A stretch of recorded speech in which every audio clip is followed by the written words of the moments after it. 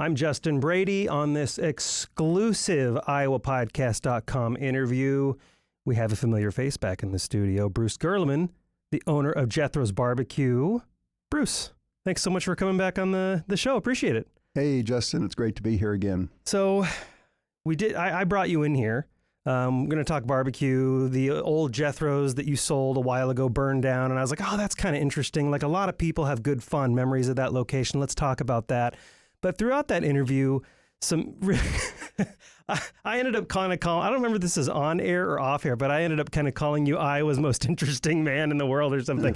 And so I wanted to do this special collaboration with you to go through some Iowa history and some other projects. And I also think that a lot of people don't really know who you are, the guy behind Jethro's, outside of the fact that maybe you're on some ads sometimes, your voice is on some ads. So you're kind of an Iowa staple, and whether you like it or not, too bad, you're in my studio now, so we're going to talk about it.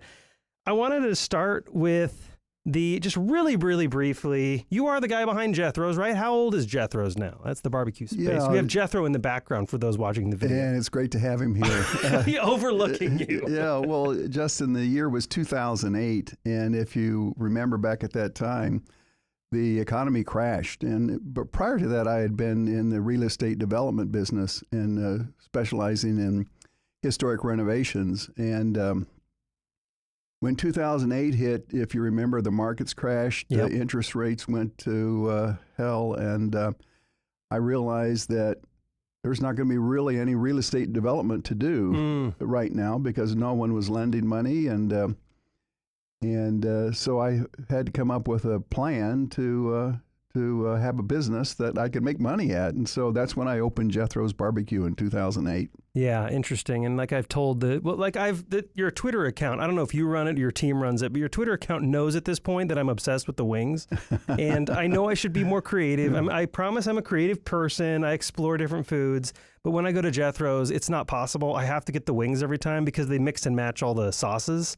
So, and then I usually get like some Maker's Mark or a bourbon with it. So it's impossible for me to get off that train. Sorry if that offends anybody. Like, oh, you should experiment more, but whatever. It's okay because you're in good company because they were just voted the best wings in Iowa. When was this? This was last year on Inside Edition. They had a poll. So there you go. There you go. I'm not alone. And that's the boneless wings and the bone-in wings. Yeah, I do the bone-in wings just because I'm a man.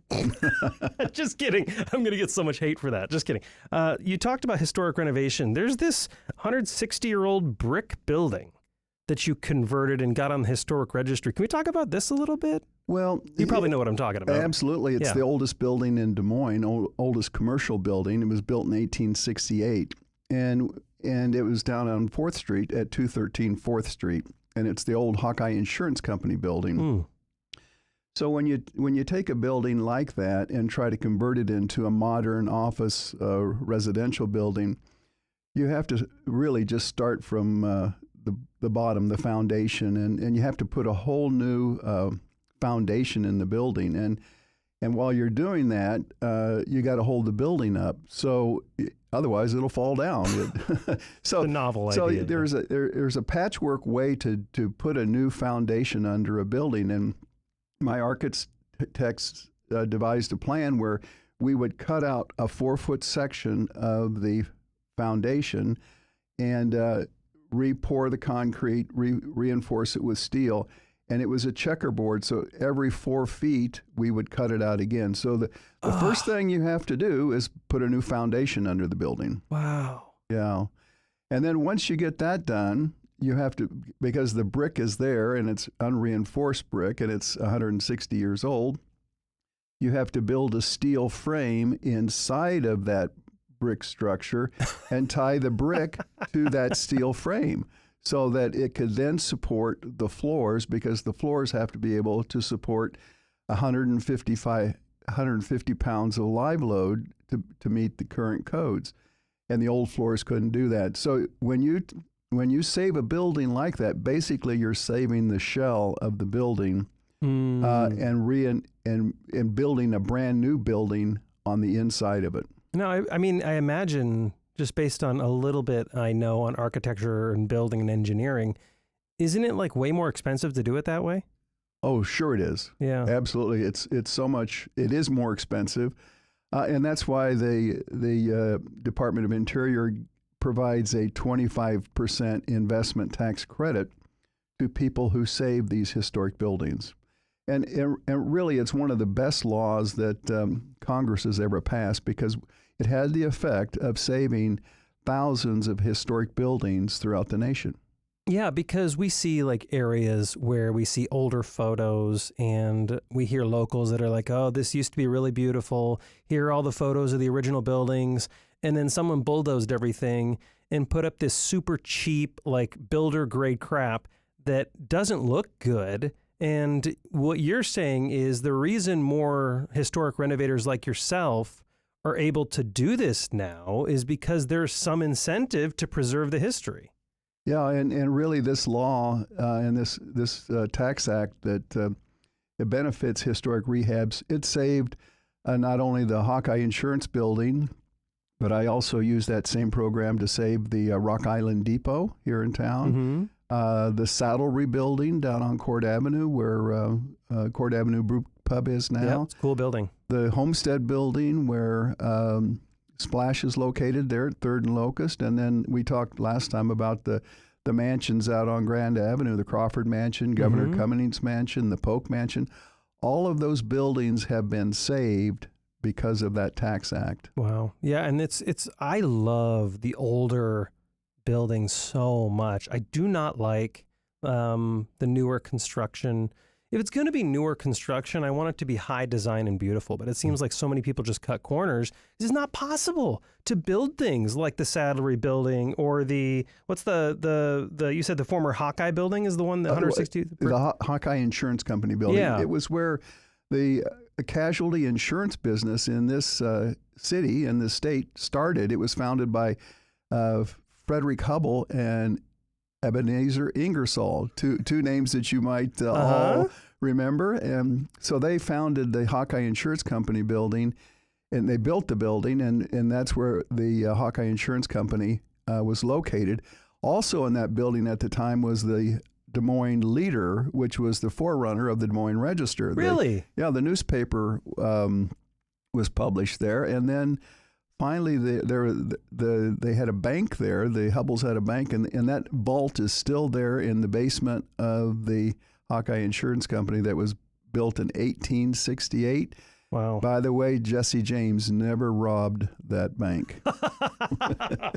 That's fantastic. What is when you repurposed it and redeveloped it, you redeveloped it into what exactly? Like what purpose did it serve when you were like redoing everything? Yeah. Well, we... when you do a historic renovation, when you do any commercial real estate project, it only works if you have people that are going to pay your rent. So funny how that works. Yeah. So we, the first 2 floors of it were an office building, and then there was a little restaurant in there, and then the upper floors were all apartments. So, the office building, on 1st and 2nd floor, there were attorneys in there. There was a hair salon, and there was a restaurant. So you have to find the commercial tenants that are going to pay your rent.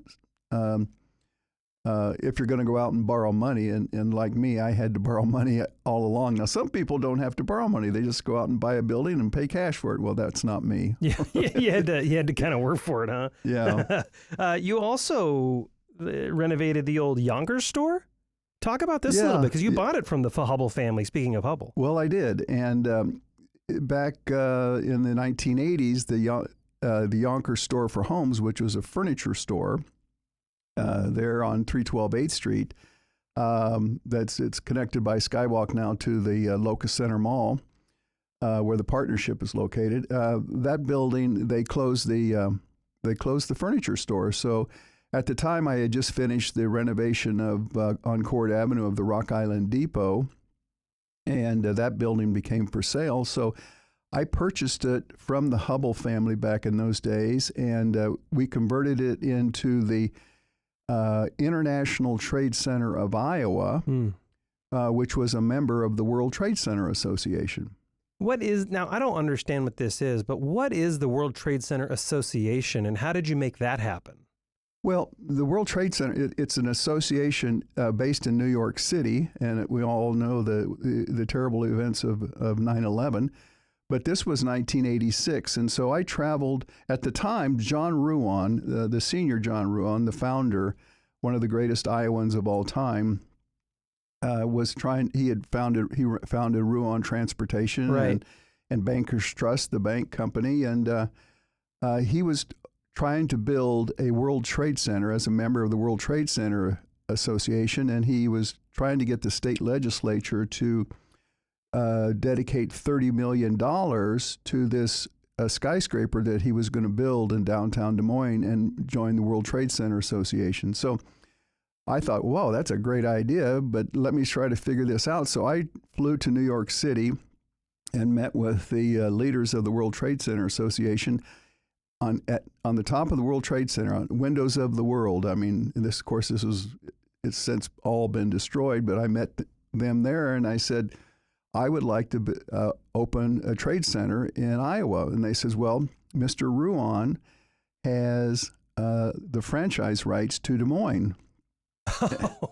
And I says, well, how about Cedar Rapids? And they says, well, we'll sell you the franchise rights to Cedar Rapids. And I says, well, what if I sign up for Cedar Rapids and build my first branch office in Des Moines? And they says, well, you can do that.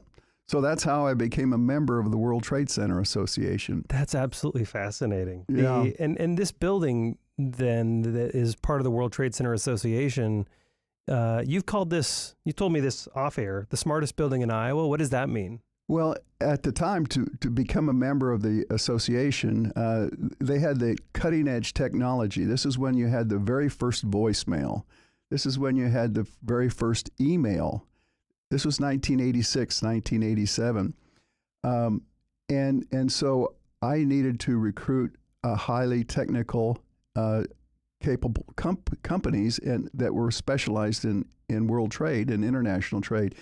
And so I approached what was then the independent phone companies of Iowa. There are like 157 independent phone companies that throughout the state.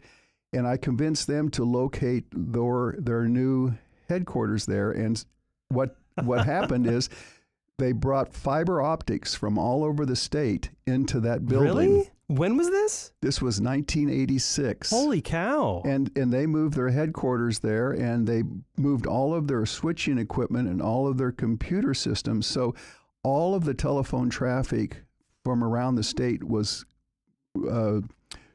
transmitting through that building.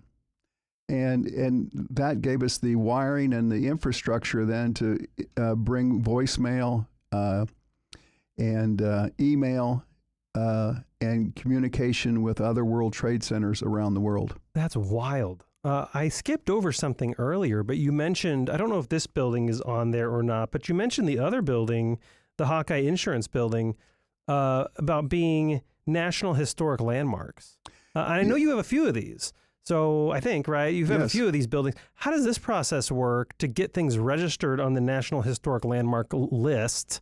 And what drives that? Yeah, well, the International Trade Center, it was a renovation, but it was not a historic renovation. Right. The historic renovation, first of all, you have to have an architecturally significant building or a historically significant building. Maybe a historical figure had been there in the past. And so they have a criteria there, the Department of Interior, that evaluates the architectural design and or the historical significance of the building. And so there's a series where you have to do a lot of research. You go to the old Sanborn fire maps. You go down. You spend a lot of time in the archives, in the basements up at the Capitol complex, researching these historical figures. And when you do that, you realize very quickly that you're just a caretaker. You might own that building, that historical building, for maybe 30 or 40 years, but you're just a caretaker because you go through these abstracts and you see all of the people that have owned that building over the last 160 years and all the significant historical impact and historical significance they have for our state. And so I'm proud of the fact that I played a small part in saving these national historic landmarks, and there are 7 of them in the city that I saved. So I'm very proud of that. 7? Yes. In just Des Moines alone? Yes. I didn't know that. Yeah. Holy cow. Yeah, I was the first one to do it, and I hate to use the word but anyway, I did, and and then I actually did another project because I was so successful at the time. They recruited me down in Savannah, Georgia, to save the building where they filmed the movie Roots, the Alex Haley movie from the 80s. That was a big TV sequence. And so I went to Savannah, Georgia, and did all the research there and turned that into a bed and breakfast called President's Quarters. Huh. And that hotel now features the 17 different presidents that had visited Savannah, Georgia. And each suite was renovated and designed to incorporate the furniture and the artwork and the design of that president and the time that he was in office. Wow. And anybody who hasn't been to Savannah, Georgia, that place is gorgeous. It is absolutely amazing down there. All the historic properties are incredible. I will say, if you go in the summer, bring a straw hat. Like, there's a reason you see people in Savannah wearing the straw hats and the linen suits and the linen, because it is hot and it is humid, and I strongly recommend you shield yourself from that. Last thing before you head out, what's the story behind this $15 million garage that you bought for not $15 million? Like, what was no money down? Like, what did you do here? Well, and that's how do you buy a $15 million shopping center and parking garage with no money down? Yeah, that's the question. And I'll kind of take you through the steps there, Justin, because it's when you buy a commercial property, typically you've got to have a 20% down payment, sometimes 25%. So that's your equity, and then you can. Now this is if you don't have enough money, if you don't have $15 million in the bank and you've got to go borrow money to buy this project, you've got to have 20% down.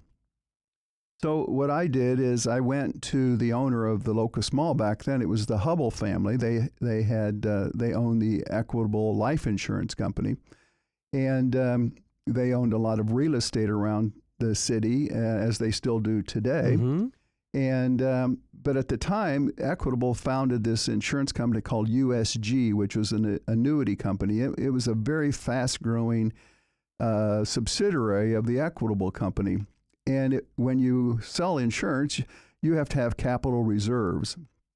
And USG was growing so fast that the Hubbles needed to raise more money to have capital reserves on hand so they could sell more insurance. And so I went to them. They put this mall on the market, and I went to the Locust Mall, where the partnership is located now. And it's 11-story mall with a parking garage, 750 parking stalls. And so I said to them, well, I'd like to buy your building, but I don't have any money to put down. And they said, well, how'd that go? They says, well, what if we gave you a second mortgage? And I said, okay, yeah, that'd be great. I'll take a second mortgage on the Locust Mall. So once they agreed to give me a second mortgage for the equity. So then I went to another insurance company and says, look, I have the equity here. I have a second mortgage from the owner, and would you loan me the money for the first mortgage? And they said, yeah, that's a great idea. And so that's how I bought the Locust Mall with no money down. That's super funny. And now Locust Mall, that you said that's where the Greater Des Moines Partnership building is today? Yes, today. Yeah, and so today it's offices and there's some retail on Skywalk level, but there's also that, what do they call it, Little Bites or Small Bites in the basement. I actually go there all the time to eat lunch. So, it's a cool building. And so at the time, the Locust Mall was about half empty. So to make it all work, like I previously said, I had to go find tenants. And so... you did? Yeah, so then I leased the building up, and it was a wonderful investment. And we had the food court back then, and actually some of the Logston brothers had their first restaurant down there. Steve, who owns Luca, and then Joe, who of course owns Lamy. They had one of their first restaurants there The Gazellis started out down there that have all the Lebanese and Mediterranean food. So we had the potato Pam, if anyone remembers her. Sold the potatoes. Anyway, yeah, we had all those. I recruited all those tenants and filled the building up.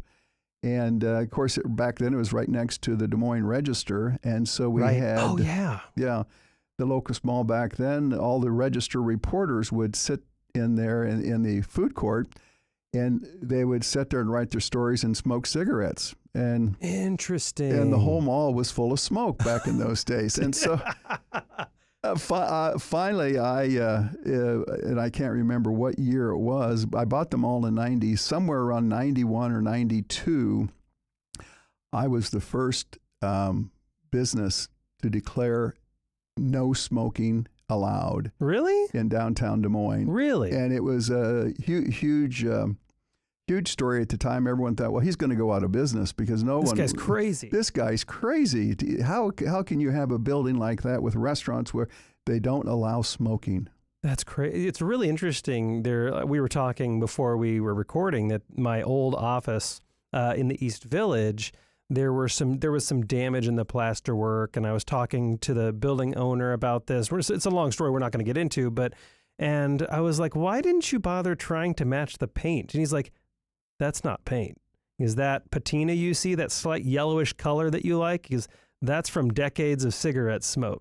I'm just like, whoa. Yeah. Bruce Gerleman, the Jethro's barbecue owner, thank you so much for coming in on this special episode on iowapodcast.com. And I should say, also thank you for sponsoring iowapodcast.com. You're, of course, Jethro's, and you're the guy behind the Jethro's Barbecue Studio, which all our shows are recorded in right now. So thank you so much for that as well. It's great to be here. And, the statewide audience, I'm just happy to be a part of the state of Iowa, and Jethro's is proud to represent the state and all that we stand for. Yeah, and we're proud to have you on the show. Thank you, Justin. Thank you.